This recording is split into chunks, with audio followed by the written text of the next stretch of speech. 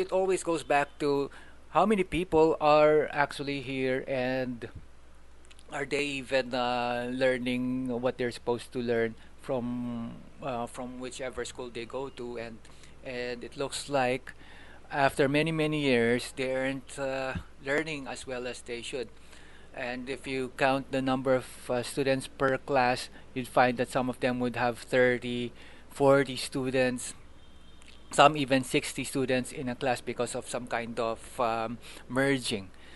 And that's why we can't really expect the students to have the skills that companies, multinational companies, for instance, would look for, because that's really how you could make a lot of money. You have to go to a multinational company because the money that goes into the multinational company, the value of the dollar, for example, is so much higher than what you could get in a local company.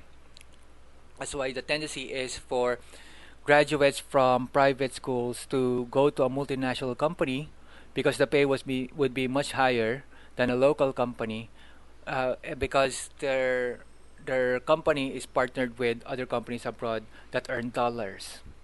So that's how they could get the graduates to earn much more, and then and these graduates move on to other countries as well. So they get transferred to Japan, to Australia, and that's how they could somehow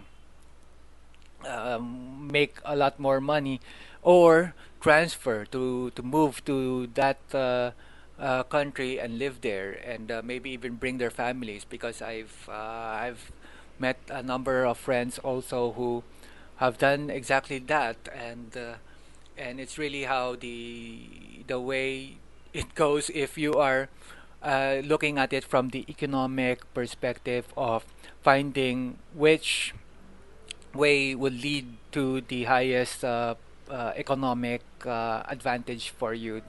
The income, for example, would be much higher.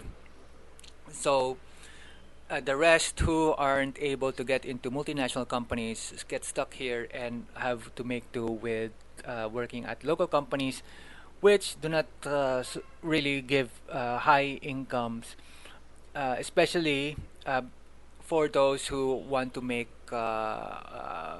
their own, create their own families with many, many, many, many children. I think I also remember thinking about uh, how people who are working locally could still get by, and it turned out that if they don't create children, somehow the income would be enough.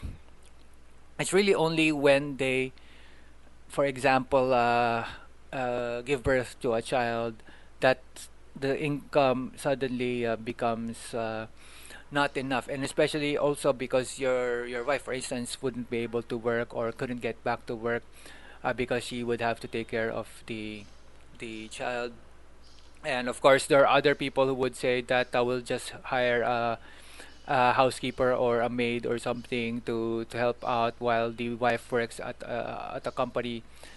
So both parents work, and I think there are cases when somehow that works because the parents are also working and are wealthy. But if you do not have that kind of circumstance, your parents are getting older and they don't also earn as much, then I think the number of people in the family who aren't working and generating income would be much higher, and so the income overall for that family wouldn't be enough.